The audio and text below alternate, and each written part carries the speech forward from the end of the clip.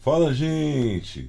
Sejam bem-vindos ao Focus 23 Coragem, o nosso podcast da superação, o nosso podcast onde nós falamos com pessoas especiais, pessoas que fazem coisas extraordinárias e com aquele baile de mensagens positivas, sonhos sendo divididos, sempre aqui com aquela equipe técnica maravilhosa, ele que deu uma piaba, uma surra no Golias. Gente, essa foi a treta mais épica, né? Imagino que naquela época foi um tal de fofocada aqui e dali, né? O pessoal falava, vai lá que tem um baixinho sentando porrada no Golias.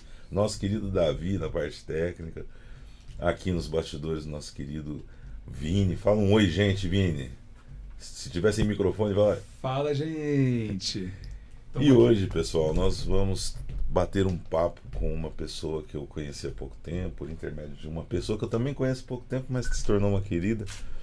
E nós vamos falar sobre diversos assuntos, diversos temas, mas vamos destrinchar aqui um pouquinho sobre esse universo. Ela vai falar sobre células-tronco, ela vai falar sobre a recuperação de um momento difícil que ela passou também. Estou aqui com a doutora Fabiana, uma querida que chegou para somar no nosso podcast. Seja bem-vinda, Fabiana. Eu te agradeço, Jaime. Bate-papo. Muita honra estar aqui com você. Prazer é meu, querida. Chega uma gigante, né? Os pequenininhos são grandes aqui, né? Eu vi que você tem uma trajetória incrível, né? E eu acho que a gente deve bater um papo começando assim, porque muitas pessoas não te conhecem. Infelizmente, porque o Brasil, ele, por ter dimensões continentais, naturalmente a informação já não se propaga como deveria. E infelizmente, por não termos aporte na educação, acaba se potencializando essa questão. Então, primeiro, quem é a Fabiana? Você tem cara de paulistana, você é paulistana? Paulistana totalmente. Biomédica de formação, não por uma escolha inicial, mas por fatos que a vida vai nos levando, né? Sim. Todo adulto tem aquela fase de quando era criança, perguntavam o que você vai ser quando crescer e tal. E eu sempre respondia, médica, ou médica ou pilota de avião. Olha que... Queria voar. Totalmente, disruptiva total. Então hoje sou biomédica, tenho uma empresa aqui em São Paulo que já está consolidada no mercado há mais de 15 anos. No segmento? No segmento de plasma rico em plaquetas e células-tronco. São 2 produtos que nós fazemos para acelerar a parte de regeneração celular. Então esse segmento é um segmento que eu fui sendo direcionada para isso, porque eu acabei ficando apaixonada. Tudo aconteceu através de uma dor, mas uma dor assim, muito grande. Se você quiser, eu já começo a te contar, ou você pergunta no seu... Como você se sentir mais à vontade? Jaime, como eu dizia lá atrás, eu queria ser médica ou pilota de avião.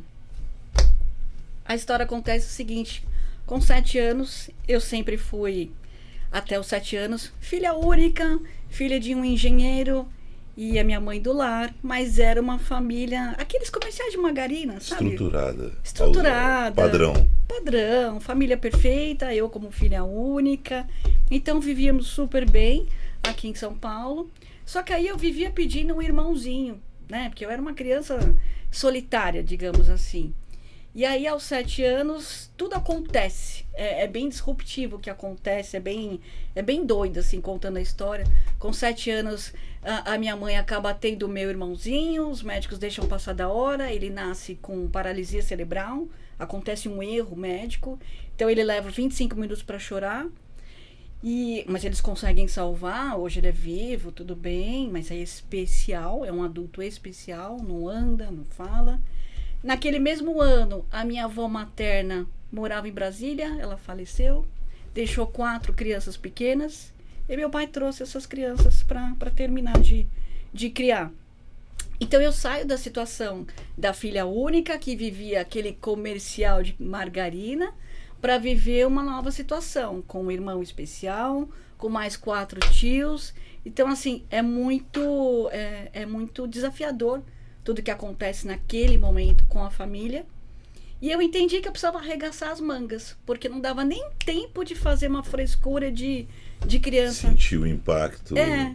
da descentralização da atenção paterna e materna. Exatamente, o impacto financeiro também, né, Jaime? Porque, como eu te falei, a gente tinha uma posição boa, meu pai como engenheiro, só que sabe quando acontece tudo num ano só? Naquele mesmo ano ele também acabou ficando desempregado, tinha voltado de Washington, fica desempregado. E aí eu entendi o seguinte, desde muito pequena, eu acho que eu sempre tive um espírito empreendedor. Eu entendi que não dava para ficar chorando, mas eu tinha que ajudar o meu pai, a minha mãe, os meus tios, o meu irmãozinho especial. Então, aos 7 anos, eu já começo a criar fontes de renda para ajudar a família. Eu não sei se você gosta de histórias em quadrinhos, Jaime. Amo. Eu amo histórias em quadrinho, mais do que vocês imaginam, porque eu comecei a trabalhar aos 9, quem me acompanha sabe, meu primeiro emprego foi numa feira livre, e grande parte da minha bagagem cultural é porque na última banca da feira era um sebo. Então, desde cedo eu tive acesso às coisas gostosas de se ler, desde revista em quadrinho, a livros da série Vagalume. Eu sou um apaixonado pela leitura, tanto que me tornei escritor. Então, aí, por conta de ser apaixonada também pela leitura, todo final de semana, todo domingo, tinha uma feira hippie. E meu pai ia até essa feira hippie, meu pai, como muito grande estudioso, ele ia comprar um jornal, ele me levava e me dava um gibi do Cebolinha, da Mônica, turminha da Mônica, né? Maurício de Souza. O que eu comecei a fazer, Jaime? Eu percebi que naquela feira hippie tinham várias barraquinhas de pessoas vendendo várias coisas. E eu entendi que eu podia começar a fazer chocolates para vender, para ter uma barraquinha naquela feira. Aí eu peço pro meu pai tirar uma licença na prefeitura, eu aprendo a fazer chocolates e os gibis que eu ia ganhando a cada domingo que ele ia comprando, eu decido formar um clube de gibi. Eu morava num sobrado grande, né? Fiz meio que uma espécie de uma mini biblioteca. O que eu fazia, Jaime? Eu alugava os gibis para a criançada. Esses gibis, eles estavam atrelados. Cada criança já tinha um desconto de receber o aluguel daquele gibi, se já comprasse também as minhas trufas. Então eu fui fazendo trufas e fui empreendendo. Só que aquilo começa a nascer dentro de mim algo que eu nunca poderia sequer imaginar. Eu entendi que assim, era uma fonte de renda que eu estava conseguindo trazer para minha família, mas era também um despertar para um empreendedorismo que eu não imaginava ser tão forte. E aí eu nunca mais parei, Jaime. Eu comecei a empreender. A cena toda passa até a fase que eu tenho que decidir prestar vestibular. Como a família tinha aumentado, a fonte de renda ainda era, né? A gente tinha, paga esse boleto, espera esse. Você pode imaginar a situação. A maioria da família brasileira faz isso. Maioria da família brasileira. Só que quando... na empresa até eu faço isso de vez em quando. Então. Só que quando chegou a época de prestar vestibular, Jaime, eu queria, juro pra você, eu queria ter prestado mais vestibulares para medicina, eu queria ter conseguido passar. Só que eu trabalhava o dia inteiro, fazia cursinho à noite, nas primeiras aulas do cursinho eu dormia, eu estava extremamente cansada. Aí eu começo a prestar vestibular e eu não passo em medicina. Só que aí eu consigo passar, Jaime, em Mogi das Cruzes, com uma colocação que me dava um direito de fazer faculdade de biomedicina, onde eu tinha a colocação de primeiro lugar em biomedicina. Naquela época, Jaime, não tinha Google, não tinha ChatGPT. Era Barça. Era Barça. Comecei a procurar o que era a biomedicina. E aí eu entendi que estava muito próximo da medicina e algo começa a gritar, porque eu sempre fui muito assim, de escutar a minha intuição. A intuição começa a gritar, olha para isso, faz, que você vai entender o porquê. Eu tinha uma voz interna que falava, Jaime, eu pego essa oportunidade, eu entro na faculdade de biomedicina, eu tenho que ficar indo de São Paulo a Mogi todos os dias, que era um trajeto. Mogi das Cruzes, 1h e pouco de estrada. Só que eu tinha que criar meios para pagar a faculdade. A faculdade de biomedicina naquela época já era muito cara. O que eu fazia? Comecei a fazer lanche natural, um x-tudão. Era uma coisa assim absurda já. Durante o período da viagem, 1h30 de viagem, eu ia vendendo os lanches naturais dentro do ônibus fretado. Ali tinham alunos que tinham um poder aquisitivo melhor e tinham alunos que tinham um poder aquisitivo mais baixo. Tudo bem. Mas, Jaime, eu consegui magnetizar de uma tal maneira que quando a gente chegava em Mogi, de frente para a faculdade, tinha um pasteleiro. Olha isso. O pasteleiro, quando acabava, que a gente ficava lá, era mais ou menos das 11 da manhã até 7 e pouco da noite. Quando dava 7 e pouco da noite, essas pessoas também iam ter que voltar no ônibus fretado. O pasteleiro era o mercado dele, ele ficava de frente aonde estavam os ônibus fretados. Então, muita gente no começo comprava muita quantidade dos pastéis. Quando eles entenderam que eu tinha os lanches naturais, eles começaram a comprar mais de mim. Jaime, eu fui chamada pelo pasteleiro para conversar e falar o que você está fazendo e que você está tirando a minha freguesia. Ele te chamou no sentido de uma conversa amistosa, até para descobrir, talvez somar força, ou foi uma coisa assim, pô, deixa eu ver, tá me roubando a parada? Não, ele foi super amável, Olha aí a japonesinho, diferença. baixinho, mas super amável, Que sabe? bacana. E aí eu contei pra ele que eu precisava fazer renda pra pagar a faculdade e falei pra ele, mas a gente não precisa brigar. Eu entendi, né, a preocupação dele, mas eu entendi que a gente podia unir forças. E uniu? Unir, totalmente. Então a gente uniu forças. Eu indicava o pastel dele e ele indicava o meu lanche. Aí a gente faz um acordo, eu e ele, para eu deixar um número X de lanches na pastelaria. E aí ele mudou, eu ajudei ele a mudar até as plaquinhas. Se você hoje está estressado, quer ir para um modo mais doido, como o pastel. Se hoje você acordou pensando em cuidar da sua saúde, Como esse é o lanche lanchinho. do... Então a gente tinha os dois públicos Que já. ano foi isso? Ah, eu tô falando do ano de 97. 97. 97, que aí foi o primeiro ano de faculdade. E a gente foi nisso os 4 anos. Jaime, foi muito legal. Eu consegui pagar a faculdade inteira. Eu impactei, levei clientes para o japonês. O japonês ficou com muita vontade de abrir uma rede junto comigo. É que na época não tinha bala na agulha para abrir. Mas aí o fato curioso foi... Eu entrei na faculdade achando que era festa. Você entra na faculdade, você tem 20 Pensamento anos. do jovem, né? Pensamento de jovem e tal. Então, assim, eu era da turma do fundão, sentava no fundão, me preocupava, mas não era... Porque vinha algo assim, mas não é medicina, né? Você queria medicina, não é medicina, então dê uma atenção moderada. Eu tinha essa linha de pensamento. Jaime, eu sentava no fundão, mas no fundão mesmo, ia para todas as festas, bagunçava pra caramba. Era aquele meu momento, né? Um belo dia, sentada no fundão, eu escutei um professor, Jaime, de bioquímica. Ele deu uma aula que na aula eu não prestei muita atenção. Só que ele falou uma frase que eu nunca esqueci. Ele falou assim, olha, vou falar uma coisa para vocês. Daqui, desses alunos que estão nessa sala hoje, alguns biomédicos vão se tornar técnicos de luxo. E outros biomédicos vão fazer a diferença na biomedicina e na medicina e vão ser biomédicos com B maiúsculo. E o cara começou a desafiar. Ele começou a andar pela sala, um auditório que a gente estava. Ele falava assim, e aí?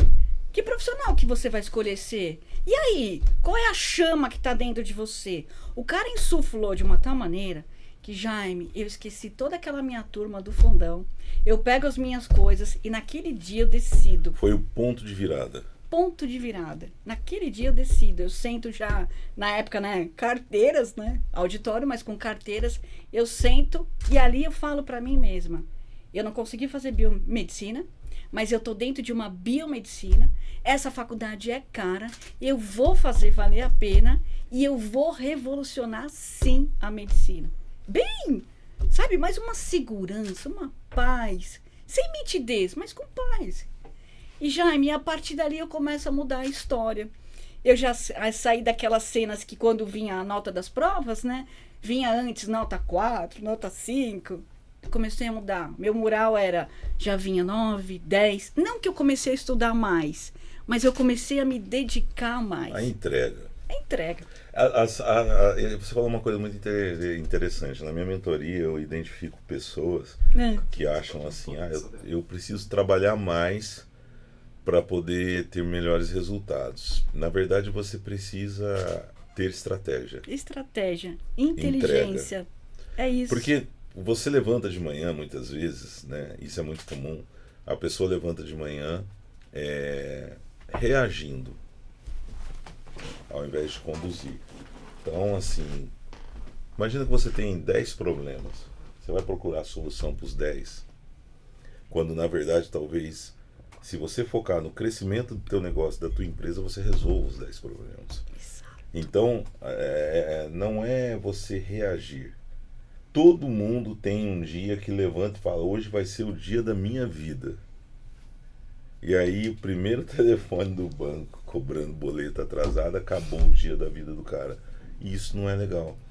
Então eu sempre digo para as pessoas, foge desse modo bombeiro que você vive só apagando incêndio.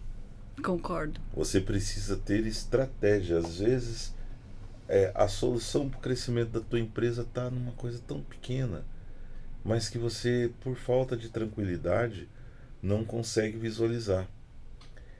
Eu tenho uma meta de até o final do ano não ter mais WhatsApp, né? Eu deixo o telefone cada vez mais de lado. A Marta até sofre na minha mão com isso. Mas por quê? Em 2021, meu irmão me chamou para tirar férias. Falei, vamos tirar férias, vamos viajar e tal. Ele foi com a minha cunhada para Portugal, marquei de me encontrar com eles, não me encontrei, eu estava lá. Você estava lá? Depois ele, vamos tirar férias. Era tipo janeiro. Eu falei, tá bom, então dezembro a gente vai viajar. Não, vamos antes. Falei, não, dezembro. Organizei umas coisas e tal. Meu irmão morreu em abril. Em outubro eu sofri um acidente e ganhei aquela cicatriz enorme que eu tenho no braço que vocês viram. Vi. O médico falou que ia amputar meu braço. Peguei uma bactéria lá. Fiquei 30 dias internado, depois mais 60 dias me recuperando. Uau. Aí eu pergunto pra você, minhas empresas, minha vida parou de andar? Parou nada, tudo deu muito certo. Sofri um impacto pessoal. Então qual é a conclusão que eu chego? É estratégia. Eu não poderia ter dedicado os mesmos 30 dias para viajar com meu irmão? E a minha empresa andou do mesmo jeito. Aí veio a pandemia. A pandemia, eu falei hoje pro Vinícius, a pandemia se a pessoa falar para mim assim, ó, como você define a pandemia hoje na sua vida? Eu tenho que tomar muito cuidado com o que eu falo em relação à pandemia, porque na pandemia eu perdi amigos que eu amo, perdi o meu irmão, mas na pandemia a minha empresa cresceu 5.000%, sei lá, e eu conheci pessoas que aqueceram o meu coração, conheci amigos, conheci situações, tenho boas recordações. Olha que surreal isso. Então, se falar assim, Jaime, qual o legado da pandemia? Eu vou dizer, o legado da pandemia é que ninguém saiu como entrou.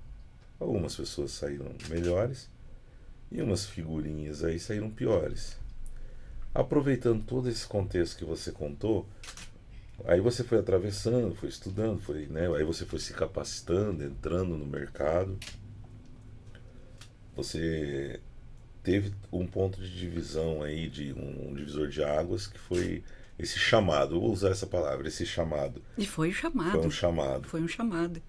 E aí você começou a trabalhar. Você saiu da faculdade e começou a trabalhar. Como é que foi? Eu não tinha grana, Jaime. Eu não tinha grana para quando dá aquele período de férias, julho e dezembro, eu não tinha grana para viajar. E eu estava diante de playboys, né? Porque muita gente que fazia Mogi das Cruzes tinha muita grana. Então eu tive que escolher. Eu pensei, tá, não tenho grana para viajar. Ao invés de entrar numa situação de vitimismo, o que eu vou fazer? Comecei a ir de laboratório em laboratório, batendo na porta mesmo, pedindo, me dá estágio, me dá estágio. Ah, mas vai ser estágio não remunerado. Tudo bem, eu quero caso clínico, eu quero adquirir confiança. Jaime, foi os 4 anos assim, tá? Eu não tirei um período de férias e eu me orgulho muito disso. Por quê? Quando acabou a faculdade, eu comecei a mandar currículos. Porque eu falei, puxa, agora quero exercer, tô biomédica, formada. Jaime, eu mandei currículo acho que 1 mês e pouquinho, talvez nem isso, tá? Aí eu já fui chamada para trabalhar no Delboni de Alphaville. Delboni. Jaime, para quem é de fora de São Paulo, não sei se Delboni tem em outros estados, né? Mas para quem é de fora, Delboni talvez seja referência em laboratório. E né? naquela época, o Delboni em Alphaville, ele estava ainda mais como referência, porque ele já estava com certificações, Joint Commission, enfim. E aí eu comecei a ouvir, puxa, mas você tem sorte. Não era sorte, era efeito de todo o meu esforço. A sorte favorece a mente preparada. A sorte favorece a mente preparada. Eu não tinha aquela coisa assim, eu nunca tive um mimimi, Eu não tinha escolha, porque a escolha era, eu vou entrar naquela de vitimismo ou eu vou arregaçar as mangas? Eu sempre fui de arregaçar as mangas. Eu não tive que começar assim aos 7 anos. E eu me orgulho muito disso, porque foi disruptivo. E aí, olha que bacana. Naquele ano que eu me formei como biomédica, a minha mãe, Jaime, ela tava com uma gripe que assim, ela começou a ficar rouca. A gente não descobriu o que era essa gripe, essa rouquidão toda. E aí eu comecei a investigar e comecei a entender o seguinte: o que será que está acontecendo? Porque não passava. E a minha mãe era fumante, Jaime. Uma voz meio, sabe? Aí uma amiga minha falou, escuta, leva ela num otorrino, né? Levei. Jaime, mas foi o primeiro exame que o médico fez. Ele pediu para ela sair da sala. Aí ele vira para mim e fala assim, escuta, tá aqui que você preencheu a ficha para sua mãe e tal, você é profissional da área da saúde? Eu falei, sou biomédica, acabei de me formar, tá recente e tal. Ele falou, então eu vou te falar com todas as letras. Você sabe o que é neoplasia? Neoplasia, Jaime, é o termo científico que a gente coloca para doença chamada câncer. Neoplasia. Neoplasia.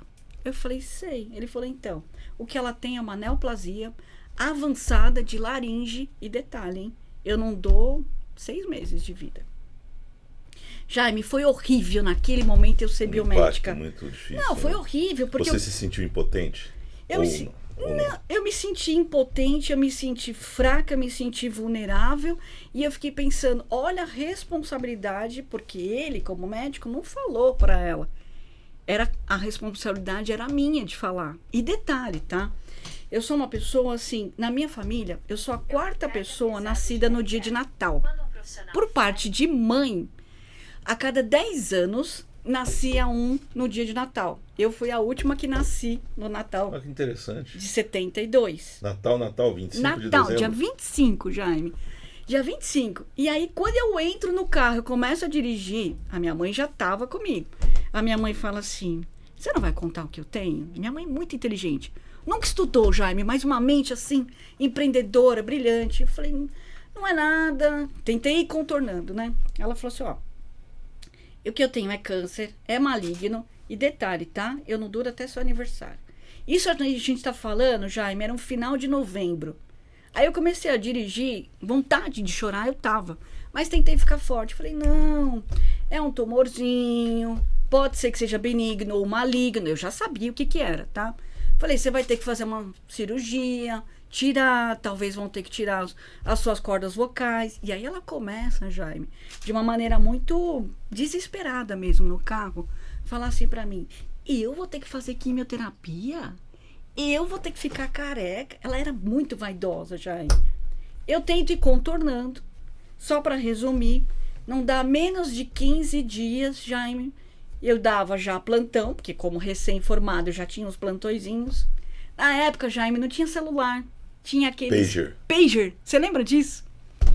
O pager toca, tinha um número que eu tinha que ligar. Aqui, a situação era assim, tocava, você tinha que ligar. Eu tava saindo do plantão, eu ligo. E aí o meu tio atende, o irmão da minha mãe, um daqueles que foi criado comigo. Ele falou, ó, o negócio é o seguinte... Eu vim tomar café da manhã. Ele já não morava mais com a gente. Ele falou, eu vim tomar café da manhã hoje com a sua mãe.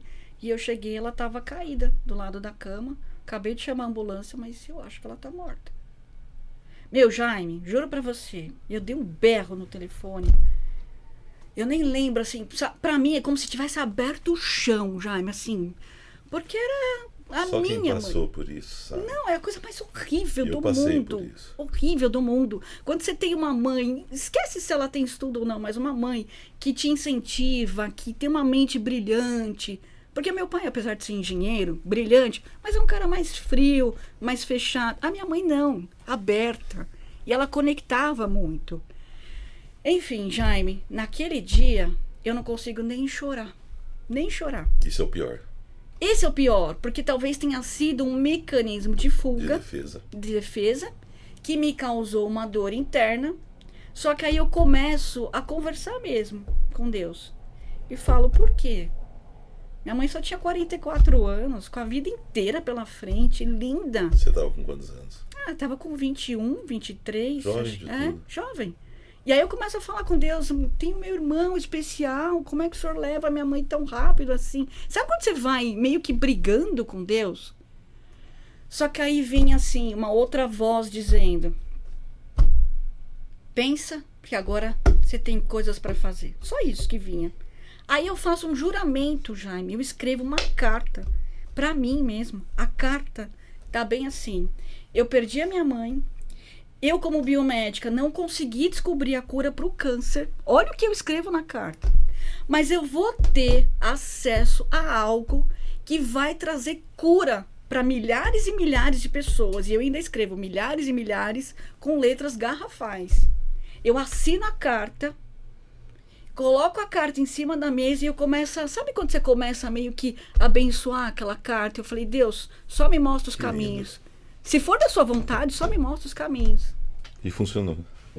Jaime, o que aconteceu? Era também para ter entrado numa depressão profunda, tá? Porque perdi minha mãe, ela deixa meu irmão especial. Dias antes do meu aniversário, ela acabou morrendo dia 3 de dezembro, foi uma morte branca, né? Morreu dormindo. Só que aí, assim, Deus vai preparando, ele vai dando sinais de uma tal maneira que só se a gente não conseguir perceber. O que acontece? Eu trabalhava já dando plantão no laboratório. Tá bom. Aí eu escuto no plantão que ia ter um congresso em medicina regenerativa na Espanha e que ia estar os maiores nomes na Espanha de medicina regenerativa. Jaime, eu não falo espanhol, eu não falo nem inglês. Eu não tive condições, eu tinha que dividir, né, as estações com os meus tios. Mas algo me dizia, se vira, vai nesse congresso, vai nesse congresso. Aí procurei, sabe aquelas escolinhas que tinha, nem sei se ainda existe, tinha IASES, CCEA. Tem. Procurei aquelas escolas e pedi para ter, nem que fosse uma semana de aula particular de espanhol. Jaime, não tinha dinheiro para pagar. Peguei empréstimo e falei, vou, porque eu quero estar nesse congresso. Uma chama, uma coisa louca de sempre. E aí você tem que estar lá. E aí você chega nesse congresso? Quando eu chego no congresso, já estava rolando o congresso, porque eu acabo chegando atrasado, meu voo atrasa. Os médicos já estavam no horário de almoço. Quando eu chego, eles estão assim naquelas mesas redondas. Médico, tudo quanto é lugar da Europa. Foi muito louco. E eu tinha que sentar para almoçar para poder assistir o congresso.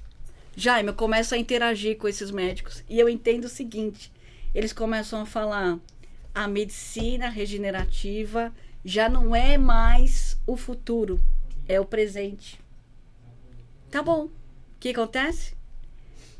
Eu fico 3 dias no congresso, 3 dias que eu entendo o seguinte, eu não estava ali por acaso, eu não caí de paraquedas, eu não estava ali por acaso. Depois de 3 dias, Jaime, eu acabei fazendo amizade com o diretor do congresso. Um médico espanhol, muito famoso, o Dr. Ramon Cugat. Ele fica encantado comigo, a esposa dele também. A esposa dele, por coincidência, biomédica. Aí ele me pede, não vai embora, não volta agora para o Brasil. Quer vir conhecer o Instituto Biotecnológico, que é meu, aqui em Valência, na Espanha? Eu falei, quero. Olha que legal. Isso, Valência faz fronteira com Monção. Exatamente.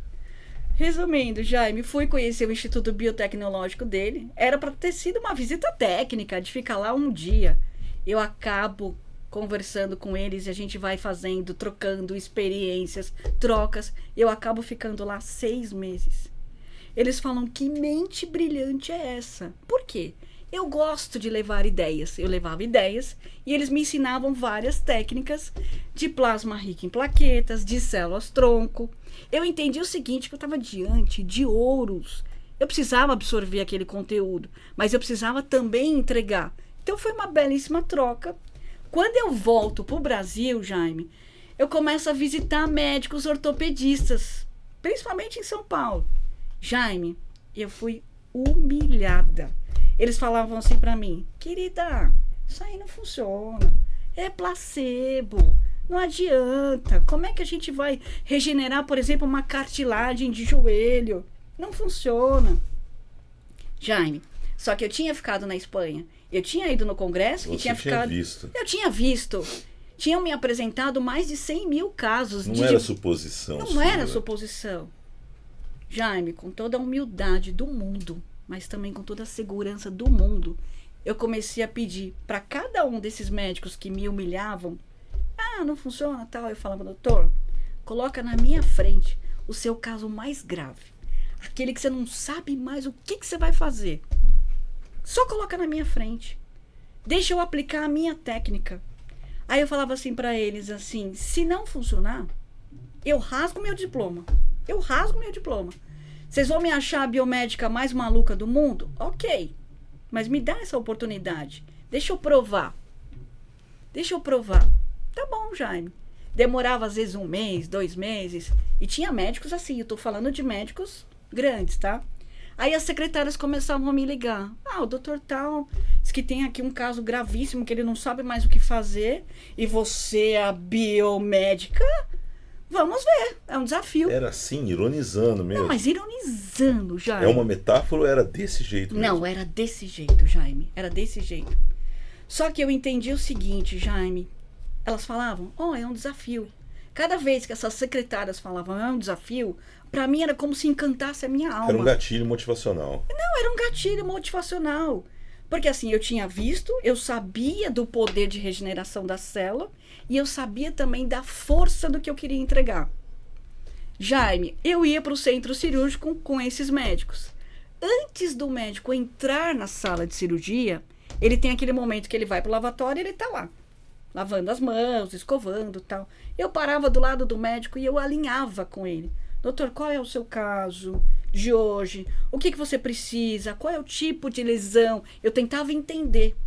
E aí eu ia já dando as primeiras orientações. E eu falava para eles, olha, doutor, eu sei que vocês, médicos, têm aquela síndrome de Deus. Tá tudo bem, eu sei que vocês são assim. Se você tiver só a hombridade de ouvir a biomédica aqui, eu vou te dar todas as orientações. Dentro da sala de cirurgia, vai ter momentos que você vai ficar em dúvida. Me pergunte, porque a gente precisa fazer certo para funcionar. Aí você vai entender que realmente funciona. Jaime, claro que eles torciam o nariz. Poxa, uma biomédica ensinar para um médico? Tá bom. Só que eles começaram a entender que realmente eu sabia. Aí no meio das cirurgias, eles paravam e falavam assim para a equipe. Pera, só um minuto. E agora, doutora Fabiana? Bem assim. E agora, doutora Fabiana? Qual é a sequência? O que precisamos fazer? E eu falava, ia dando, né, as regras. Eu fui testada, me fizeram perguntas científicas, enfim. Só que, nessa época, Jaime, para preparar as células, eu trabalhava com uma máquina de uma empresa grande em São Paulo. Melhor nem citar o nome porque a empresa é forte. Mas a máquina dos caras só quebrava. E eu estava ali, com o paciente na mesa, sendo operado, com uma máquina que quebrava. Eu não podia, na hora H do médico usar a célula, eu falar para o médico assim, doutor, desculpa, mas a máquina quebrou. E aí, qual foi a solução? A solução foi, eu não tinha ficado lá na Espanha com o espanhol, e eu não aprendi várias técnicas de como fazer. Eu tinha que ter um cérebro pensante e rápido, porque o paciente estava ali na mesa. Eu comecei a separar as células na mão, pegar a seringa. A máquina, imagina, uma máquina que parece uma máquina de hemodiálise. Eu tinha que abrir o circuito da máquina, pegar aquelas células e ir separando com seringas na mão. Como eu sou filha de engenheiro, a minha infância inteira o quê? Eu vi meu pai abrindo rádio, meu pai era engenheiro de guindaste. A curiosidade, o professor Pardal que habita em você Professor Pardal. Jaime, juro pra você, os caras não percebiam que a máquina tinha quebrado. Só quando realmente acabava a cirurgia, eu falava, passei por esse apuro, mas fica tranquilo, o seu paciente foi bem atendido e a célula vai funcionar. Antes de eu te fazer algumas perguntas, me fala como que era a reação quando o resultado positivo vinha. Me fala brevemente isso. Não, era maravilhoso. Eles começaram a me ligar. E aí eles já nem mandavam mais as secretárias ligar. Na época a gente tinha ainda, lembra na época do telefone fixo? Eles começaram a ligar. Escuta, ô biomédica, você é Steve Jobs, né? Porque não é possível. Como assim? Não, aquele meu paciente já não tinha mais o que fazer. Foi isso. E eu falava, doutor... Eu falei a verdade. Doutor, eu não ia blefar com você. Doutor, é muito sério o que nós são fazemos. Vidas, né? São vidas. Eu sei que você está empolgada contando sua trajetória, mas eu estou tentando colocar aqui uma linha para as pessoas que nos assistem Claro. conseguirem curtir com a gente essa empolgação. Você falou aí da máquina, falou que depois separava na seringa. Vamos voltar um pouquinho. O que são, para o povo leigo, como eu, assim, Claro. a gente ouve falar de células tronco, hoje a gente já, eu acho que você abriu o caminho, desbravou para, hoje já não se vê falar com essa falta de respeito, né? Eu pelo menos nunca ouvi ninguém falar com essa falta de respeito, mas ainda falta informação. Então, para nós que somos leigos, o que é célula tronco, como funciona essa questão da célula tronco, quais são os benefícios e em quais setores da medicina, da saúde que ela atua? Tá. Existem 4 tipos de células tronco, tá? Tem até célula tronco que a gente extrai da polpa dentária, tem célula tronco que a gente extrai quando a paciente vai ter um parto, a gente extrai ali da placenta. A célula tronco que eu trabalho, Jaime, é assim, ó, você tem aí no teu quadril, todo mundo tem, esse ossinho aqui da frente do quadril, que chama-se crista ilíaca, tá? Então, o que eu faço? Eu oriento o ortopedista a fazer um aspirado da medula. Então, ele vai pegar uma agulha fininha, ele vai colocar aqui no seu osso e ele vai fazer um aspirado da tua medula óssea. Tá? Ele faz esse aspirado, ele me entrega numa seringa mais ou menos grande, ele me entrega a célula não, ele me entrega o aspirado, tá? Eu com a minha equipe temos a obrigação, científica mesmo, de separar corretamente as células. Que a gente tem no nosso corpo, células que são impuras, então a gente separa plasma, plaqueta, leucócito, que é uma célula que a gente tem, que é célula de defesa, e célula tronco. Enquanto isso, o médico está lá fazendo o procedimento com o paciente. Quando ele acaba, Jaime, a gente tem que estar com essa composição dessas 4 células separadas para ele poder aplicar na articulação. Ali eu estou falando de um médico que pode ser que ele está tratando uma lesão de joelho, ou de ombro, ou de quadril. A grande massa é joelho, porque a maioria das pessoas tem, mas existem as outras. Me interessa. E aí o que acontece, Jaime? Aplicamos, tá? Você tá com uma lesão de cartilagem. O teu joelho já tá assim, ó, ele tá batendo osso com osso. Você já praticamente não tem cartilagem, tá? A hora que ele aplica a célula, Jaime, essa célula ela vai criar um tecido fibrocartilaginoso. É um tecido que imita a cartilagem. Então, isso evita, por exemplo, que você, como atleta, que no futuro você precise colocar uma prótese, por exemplo, no joelho. Então, isso acelera a cicatrização. Em que estágio isso funciona dentro de uma lesão, por exemplo? Você falou a pessoa que tem um problema no joelho lá, tal. Isso você usa num período em que é uma prevenção ou você usa, por exemplo, no período que está avançado o problema da pessoa? Nós usamos em 2 estágios, Jaime, porque assim, a célula tronco ela é chamada de diamante, porque ela é um pouco mais cara, precisamos fazer com o paciente no centro cirúrgico.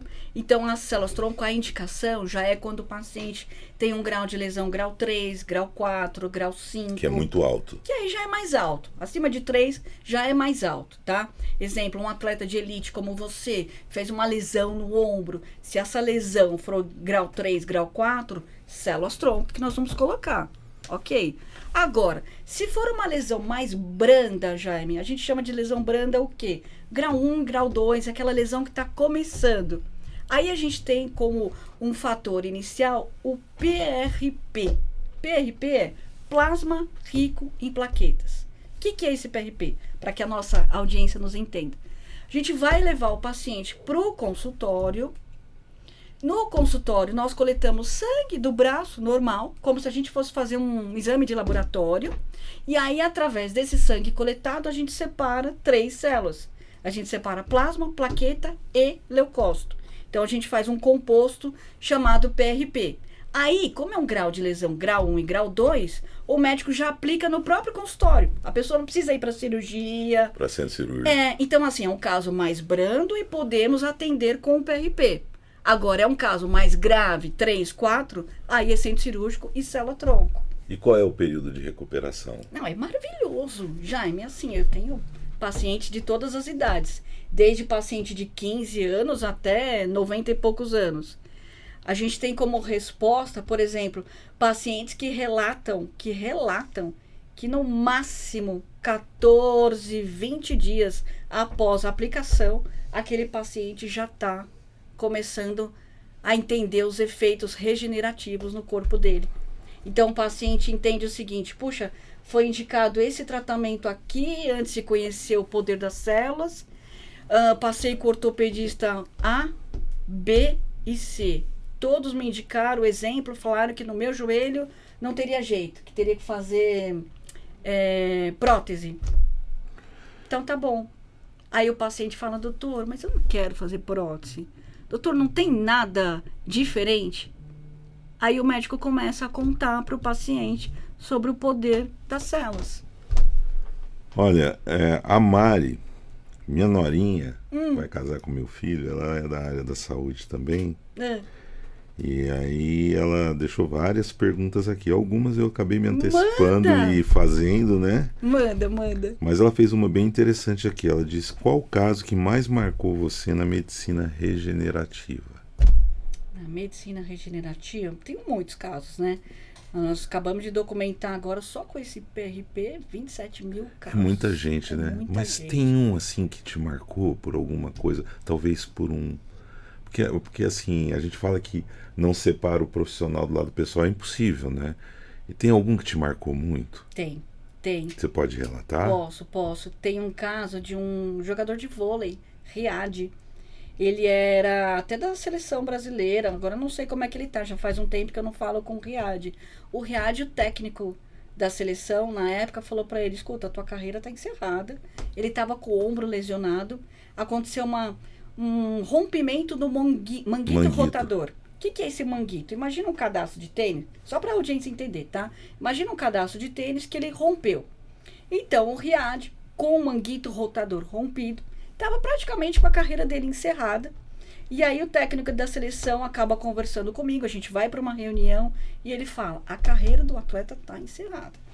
Por mais que o opere, não vai regenerar. E aí eu falo para o médico sobre ou o plasma ou as células-tronco. A gente acaba optando por fazer células-tronco, levamos ele para o centro cirúrgico. A expectativa, se ele não tivesse feito as células-tronco, a carreira dele realmente estaria encerrada. A gente faz o procedimento. Passado 11 dias depois, a delegação esportiva me liga e fala: doutora Fabiana, quer vir dar uma palestra aqui? A carreira do atleta estava encerrada. Estava encerrada. Genial. Não, e aí eu entendo o seguinte, que aquilo era... Tá bom, Jaime, lá atrás eu jurei, né, que tentaria descobrir a cura para o câncer. Meio que talvez uma petulância da minha parte, porque perdi a minha mãe com câncer. Jaime, eu não consegui descobrir isso, mas eu tive acesso a técnicas, pude desenvolver a minha, hoje padronizei, patenteei, mas enfim, eu consegui desenvolver técnicas que regeneram as articulações. Você salvou a carreira do cara. Salvei totalmente. Então, assim, são casos que vão impactando, que você fala assim: tem como parar? Não. A resposta é: Deus vai colocando sinais e dizendo: é agora que você não vai parar. É agora que você vai levar outras e outras pessoas num poder regenerativo maior. Tem outra pergunta interessante da Mari. São resultados permanentes ou temporários? São resultados assim, Jaime. Eu faço a célula-tronco no teu joelho hoje, tá? Um exemplo, tá? Aí todo mundo tem o desgaste natural do organismo. É igual o carro. Você leva o carro para fazer... Pastilha de freio. Você leva o carro para fazer uma revisão, vão trocar óleo, toda a turminha, revisar pneus e tal. O carro vai ficar bom por X tempo, às vezes 1 ano, 2 anos, 3 anos. O nosso organismo é a mesma coisa. Então ele tem um poder regenerativo e chega uma hora que a gente começa a ganhar peso, a gente começa a entrar às vezes numa vida sedentária, então começa a desgastar aquela articulação de novo. Só que aí, pensa comigo, Jaime, é muito mais inteligente que a pessoa use a tua própria célula para regenerar quando precisar de novo, do que ela colocar uma prótese no joelho. Ela pode colocar uma prótese no joelho, ela pode ter uma rejeição daquela prótese e vai ter que refazer tudo de novo. Então já tem pacientes me procurando no sentido de: tá, eu fiz agora, passou 3, 4 anos, agora que o meu ombro ou o meu joelho começou a apitar de novo, eu já quero de novo. Eu já quero. A pessoa vai entendendo que, através da própria célula dela, ela vai regenerando tudo que ela precisa. Olha que incrível. Tem a Rosana Alvarenga. Ela disse o seguinte: o médico disse que preciso colocar prótese no joelho. Já estou estudando e vendo que células-tronco podem ajudar. Tomara, Rosana. Pelo que você está vendo aqui, a probabilidade é imensa e olha, é profissional incrível aqui. Rosana, conversa com seu médico ortopedista, pergunta para ele sobre a possibilidade do PRP, plasma rico em plaquetas, ou as células-tronco. Tá aqui o Dr. Júlio Brasil, diz que ele assistiu alguns histories aqui e disse, pô, que bacana, a sua mentalidade bate com a da doutora Fabiana. Ô, doutor Júlio, obrigado. Ele falou, tomara que fique gravado, com certeza. Você vai poder assistir nas principais plataformas. Continua seguindo aqui que nós temos muita coisa para produzir juntos. O doutor Júlio é um querido, extremamente, um clivo assim, altíssimo, focado. Também te chamou aqui de uma grande potência. Obrigado por falar conosco aqui. O doutor Marcelo Alvarenga. Doutor Marcelo. Doutor Marcelo. Aline Barros disse aqui que ela não perde por nada porque tudo que envolve a doutora Fabi vira ouro. E eu tô vendo isso também. A Aline já cuidei Mérito muito da Marta que fez essa aproximação. Marta é uma querida. A Aline já cuidei de muitas pessoas da família dela, Jaime, foi incrível, assim, porque cada história, eu costumo dizer que, assim, cada história, quando você acha que você está diante de eu falo que diagnóstico não é sentença. Você concorda? Diagnóstico Sim. não é sentença. Às vezes o médico te fala, não tem opção. Claro que tem opção. Se você, primeiro de tudo, Eu já tive um diagnóstico desse. Bom, primeiro o médico queria amputar meu braço, né? Nossa. E eu passei uma noite ali achando que no dia seguinte eu ia pro centro cirúrgico amputar o braço. Passei uma noite pesquisando prótese. Conheço todas as fábricas que tem aqui no Brasil.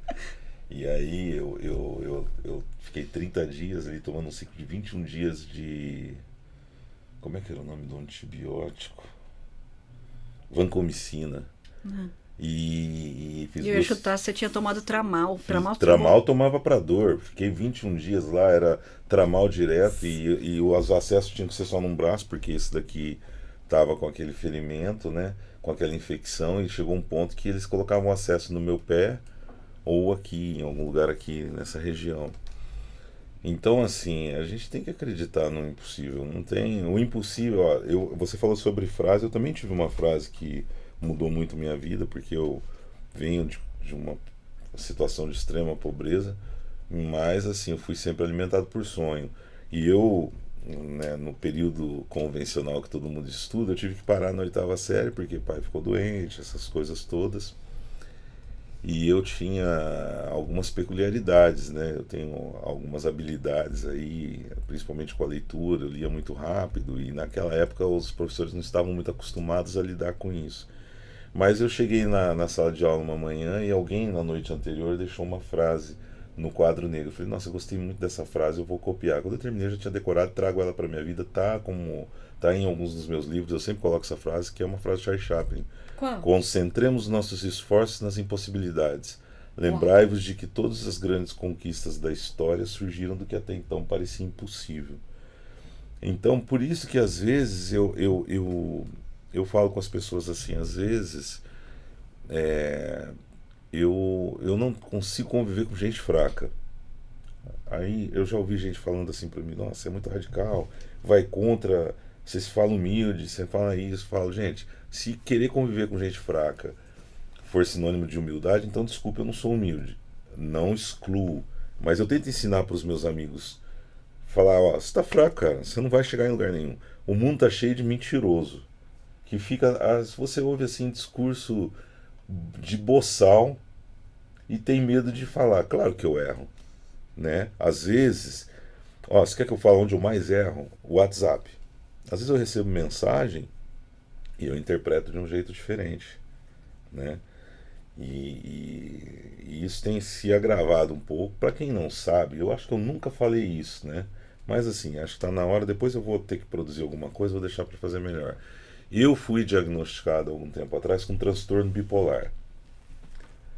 E até regular isso é um sufoco tremendo, né?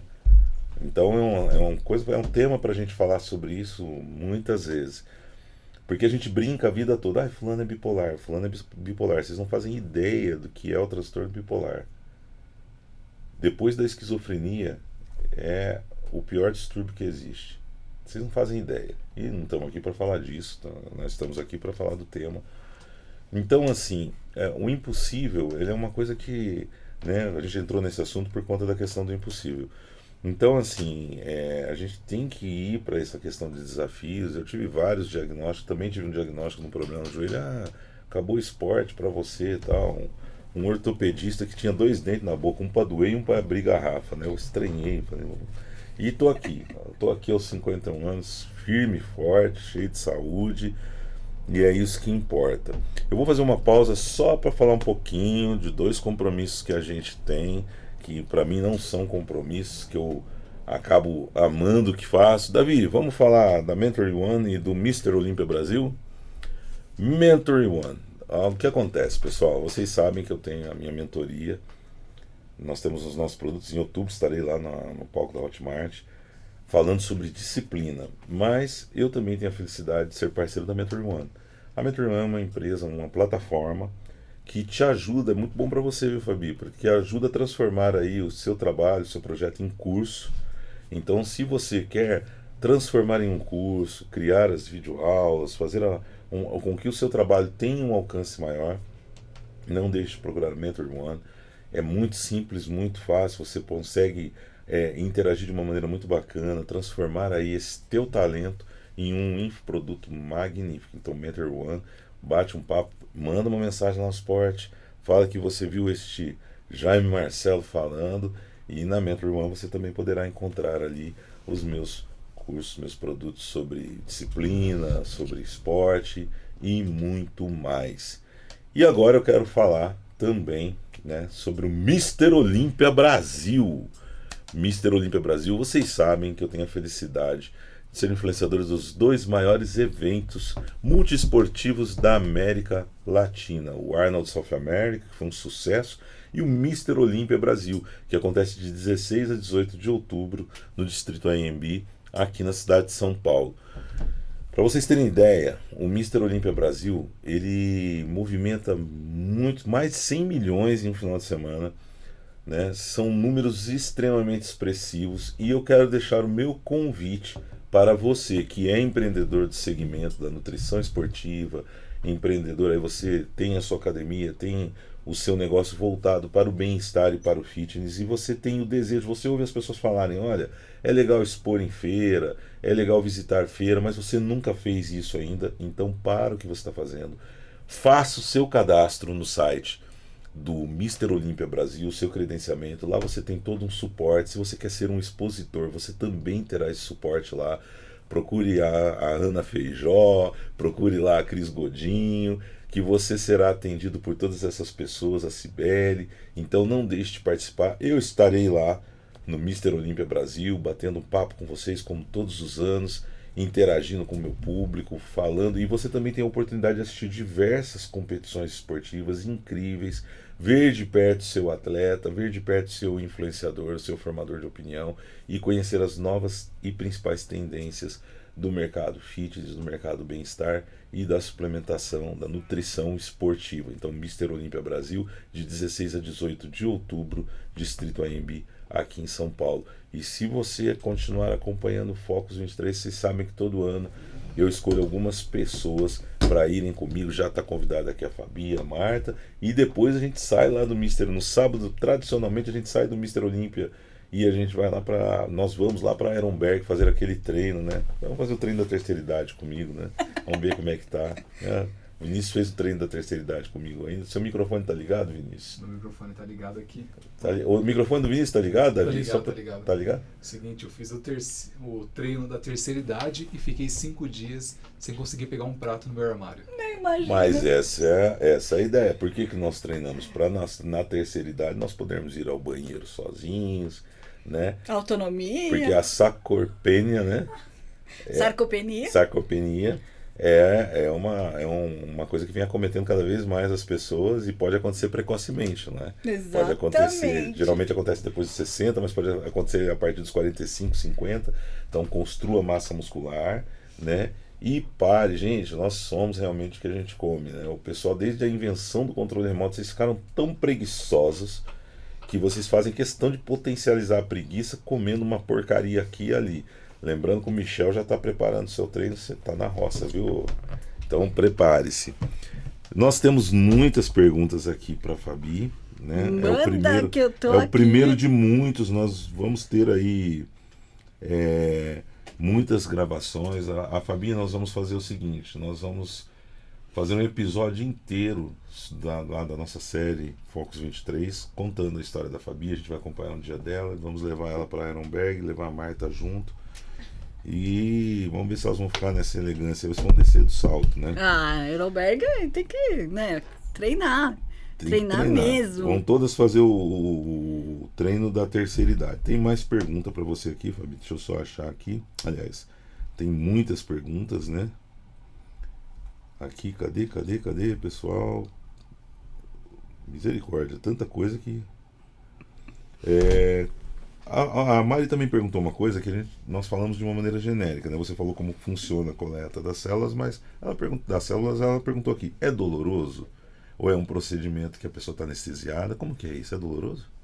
Quando é feito o plasma rico em plaquetas no consultório, o médico faz um anestésico local. O anestésico arde um pouquinho, mas é coisa de meio segundo para entrar o anestésico. Já as células-tronco, como é feito no centro cirúrgico, o paciente está anestesiado, então ele está dormindo, não é nada doloroso. O que acontece é, nos primeiros 3 dias após a aplicação, a célula vai começar a regenerar aquele tecido que está lesionado. Então, às vezes, causa um certo desconforto, sim, mas é chamada de uma dor positiva, porque a célula está regenerando. E já tem pacientes, através do meu protocolo, que falam: doutora Fabi, não tive dor no pós-operatório. Essa é a melhor resposta. Então, não é uma regra. Tem pacientes que relatam essa dorzinha positiva e tem pacientes que falam 0 de dor. Mas quando é feito, por exemplo, o plasma no consultório, se for no joelho, exemplo, a pessoa sai andando normalmente, o próprio ortopedista fala para a pessoa: olha, vida normal, você não vai ficar deixando de fazer exercício, muito pelo contrário, a célula ela precisa de movimento, então você vai estimular para com que ela realize todo o efeito dentro do teu corpo, entendeu? Perfeito. A Mari fez outra pergunta. Nossa, Mari, você vai vir de qual host comigo? Você tá muito top nas Manda perguntas. ela pra cá, manda, Mari, vem pra cá. Quais são os maiores mitos em relação às células-tronco? Porque os mitos geralmente atrapalham um pouco, né? Porque os mitos entendam nas entrelinhas como fake news também, né? Exatamente. Quais são os maiores mitos sobre célula-tronco? Os maiores mitos é achar que é milagre. É o primeiro grande mito, não é milagre. Não é milagre. Até vou olhar para a audiência e dizer isso. É ciência pura. É a própria célula que vai estimular o crescimento de novas células aonde existe uma lesão. Então não é milagre, é ciência pura. Só que é importante tratar o terreno biológico. Então, exemplo, um paciente que passa por esse tratamento, não adianta, por exemplo, ele fazer esse tratamento e ele querer continuar tendo uma vida sedentária, ele não fazer exercícios físicos, ele não querer corrigir a alimentação. Então, a gente trata todo o terreno biológico para que as células efetivamente funcionem.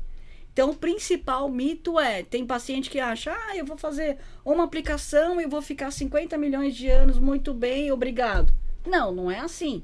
Existe todo um mecanismo para que o teu organismo vá respondendo ao poder daquela célula. Perfeito. Ela falou assim, não é mágica, né? Eu lembrei do... Como é que era o nome? Do slogan da TechPix. Lembra, Túlio? Túlio tá aí? Slogan da TechPix. Não é tecnologia? Não é feitiçaria, é tecnologia. É tecnologia. E a TechPix é a câmera oficial de toda pessoa que vê um OVNI. Toda pessoa que vê um OVNI filma com TechPix. Gente, eu ficaria horas falando com a Fabi aqui, mas quero dizer para vocês o seguinte: nós vamos produzir um episódio que a gente vai tentar acompanhar a Fabi durante uma semana. Vamos levar ela para treinar, né? Fazer uma série de coisas. É um conteúdo muito amplo. Então, essa é a parte 1 desse nosso bate-papo. Nós teremos o café com o Jaime, onde a Fabi vai falar só de... Aí não vai entrar essa parte da biomedicina, não vai entrar a célula-tronco. Nós vamos destrinchar a parte afetiva, cultural. Vamos bater papo com ela, até fofoca, né? Pega o microfone, o fofoqueiro. Nós vamos fofocar. Ele tem essa cara assim, ele parece o... Tranquilo. Ele parece o... Como é que é o nome do personagem do Caça-Fantasmas lá? O bonecão que sai andando lá. Se o mundo acabar, o Vinícius vive mais 10 anos, tão bonzinho que ele é. Tão bonzinho. É mais ou menos isso.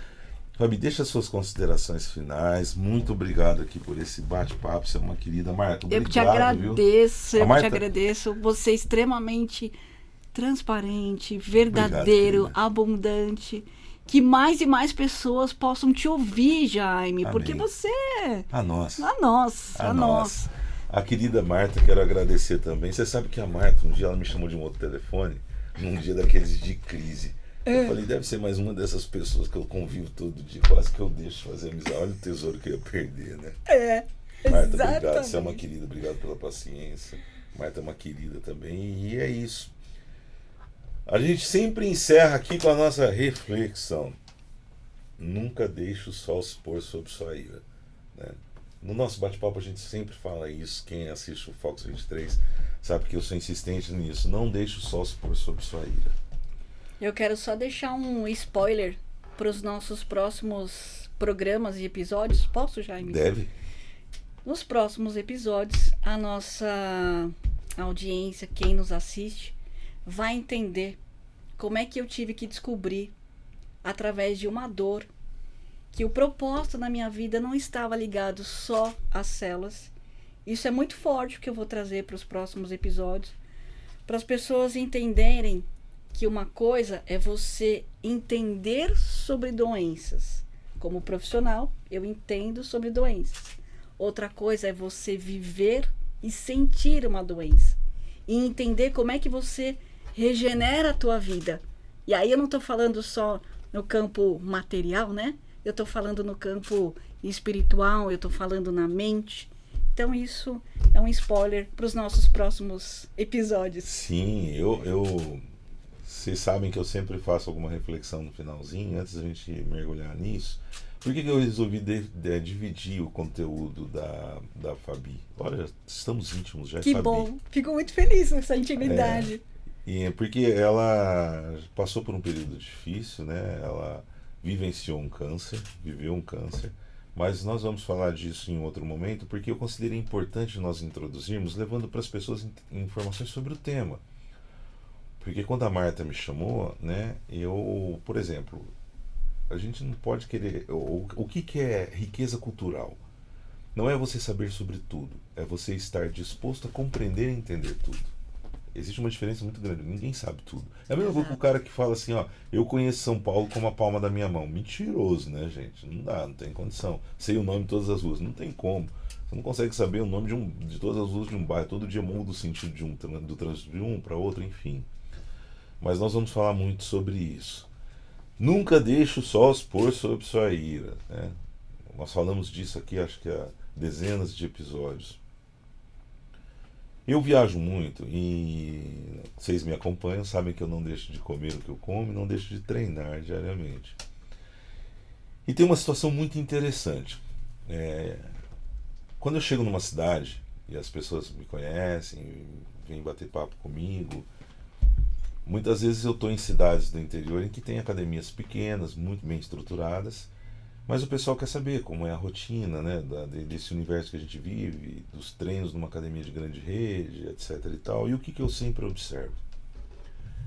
Esse grupo de pessoas se divide em dois segmentos. Pessoas que muitas vezes querem aprender, conhecer experiências novas, e existe um grupo de pessoas que é tão contaminada pelas coisas tristes da vida que ela se torna uma âncora na vida das pessoas que convivem com elas, né?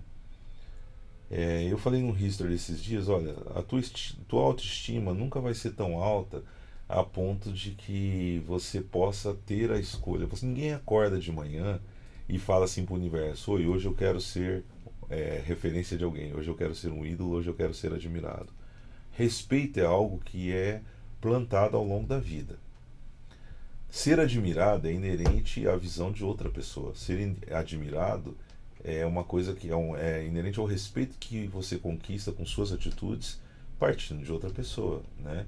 Por mais que você queira ser o cara bonzão, a mulher extremamente boazuda, né? Vamos falar igual a gente fala no interior. Isso não vai rolar, gente. Então, o que eu sempre falo pra você? Faz uma reflexão. O dia tem 24 horas, você trabalha durante o dia. Faz uma reflexão do que tá rolando. Ontem, eu fui acabar meu treino e todo mundo sabe que eu sofri algumas perdas aí. E a gente fica se questionando, né? Se eu cheguei em tantos países com a minha empresa, eu não cheguei sozinho, né? Perdi o Areia, que é o cara que, se eu sou conhecido na Europa, eu devo a uma pessoa que me levou lá, né? Que foi o Areia, que abriu as portas para mim, depois veio trabalhar comigo. Olha que interessante, ele me introduziu na Europa e depois se tornou meu braço direito.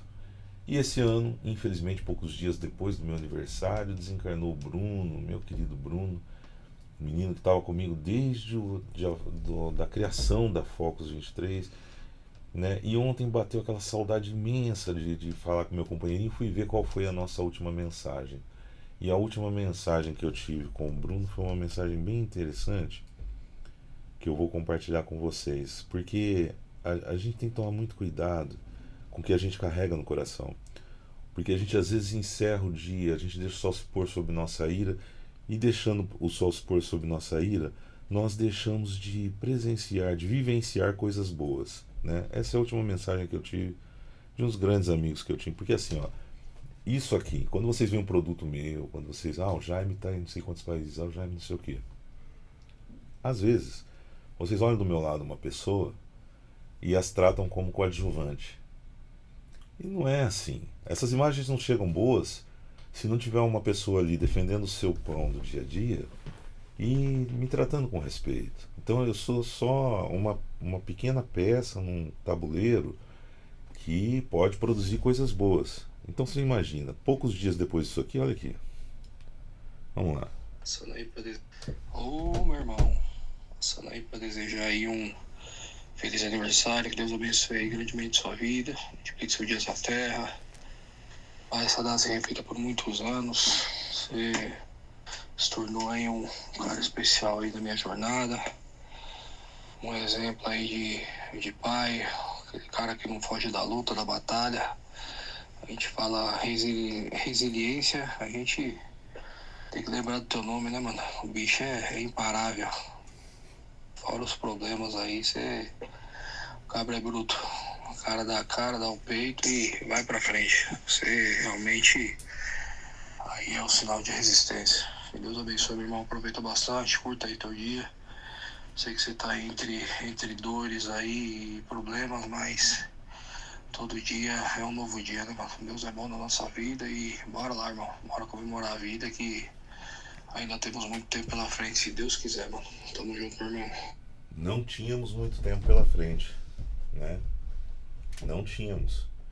Então, assim, ontem fui treinar numa academia e eu vejo às vezes a arrogância das pessoas. Geralmente as pessoas arrogantes são aquelas pessoas que não vão somar porra nenhuma na vida de ninguém. Às vezes você é arrogante, você não soma porra nenhuma, desculpe a palavra, mas assim, você não soma porra nenhuma na vida da sua família. Você não soma nada na vida das pessoas e você é um peso morto no mundo, né? 4 dias depois dessa mensagem, o Bruno desencarnou. Então, assim, esse menino estava comigo quando todo mundo achava que era loucura os projetos que eu ia fazer. Ele estava do meu lado. Então, se hoje a Forbes, a Isto É, a Veja, a Exame falam de mim, é porque antes disso eu tive pessoas do meu lado que vocês não veem na tela, veem fotos porque eu publico aqui e que me ajudaram, né? Então por isso que eu insisto muito nisso. Todos os dias eu faço uma reflexão. Ao longo do dia eu vivo fazendo besteira, né? Eu sou especialista em interpretar errado o que as pessoas me escrevem no WhatsApp. Eu tenho um temperamento forte, embora eu não seja mal educado, eu não falto com respeito com ninguém. Mas muitas vezes eu me policio para não dar mais valor a um sentimento amargo que possa nascer, às vezes de uma maneira errada, do que as coisas lindas da vida. Eu nunca vou poder pagar um almoço mais para esse cara. Eu nunca pude pagar um almoço pro meu pai, porque quando meu pai desencarnou, no dia que meu pai morreu, eu tava andando para conseguir doação para comprar fralda para ele, junto com o cara que eu trabalhava, que era um porco asqueroso, depois descontou do meu pagamento as fraldas que ele ajudou meu pai, né? E aliás, quando deu tudo certo na minha vida, eu fiz questão de mandar pelo correio, eu fiz isso para 5 pessoas, eu mandei uma cesta básica para casa desse cara, né? Acho que ele não entendeu até hoje. Ele não entendeu. Então, pessoal, ontem fui treinar e eu vejo às vezes a maneira das pessoas tratarem as outras muda enquanto dá tempo. De ontem para hoje vivi assim momentos de dor, chorei muito, porque a gente sente falta da ausência física das pessoas que a gente ama, né?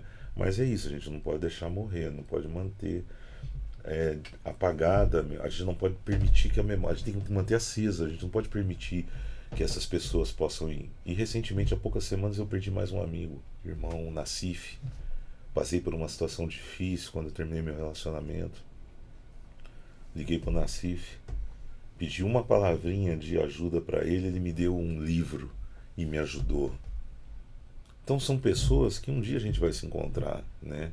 Mas até lá, eu acho que os maiores calos que eu tenho não são das minhas mãos, né? Os maiores calos que a gente tem são esses calos no coração. Então, não deixe o sol se pôr sobre sua ira. É isso que eu insisto tanto, para que você não carregue muitas vezes algo que possa apagar a memória das coisas boas. Combinado, gente? Mais um episódio feito com muito carinho, com essas pessoas lindas e maravilhosas aqui. Nosso estúdio hoje ficou bem colorido. Mas vocês estão elegantes, chique, hein? Ah, a Marta, que esse vestidão aí tá chique. Aliás, ela escreve coisas maravilhosas também. A rede social deveria ser para isso. Pra gente, às vezes, porque Deus ele se manifesta das maneiras que a gente menos espera, né?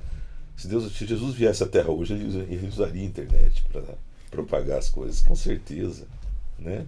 Então, gente, ao invés de você ficar perdendo tempo, porque a internet, a tecnologia da internet, ela aproxima as pessoas e afasta os corações. Os corações estão tão distantes, né? Estão tudo se esfriando, o amor está se esfriando. Vamos tomar cuidado para que isso não aconteça no nosso meio. Ficamos por aqui hoje. Focus 23 Coragem. Agradecer ao nosso Davi. Quantos de vocês podem atuar tendo ali o cara que sentou a porrada no Golias? E eu tenho. Agradecer o Vini, né? Mais uma vez a Marta, a Fabi. Lembrando, assine aí, são tantas coisas, né? Assine nosso canal no Spotify, Prime, vá pro YouTube. Fala aí, como é que é, Vinícius, que você fica acenando para que eu fale no YouTube? Vai lá. No YouTube você precisa fazer o seguinte. No YouTube você precisa se inscrever no canal, clicar no sininho para você receber todas as notificações de quando a gente postar um vídeo novo. Muito bem. Parabéns. O senhor é um grande comunicador. Obrigado. Obrigado, gente. Focus 23 Coragem fica por aqui. Um abraço a todos.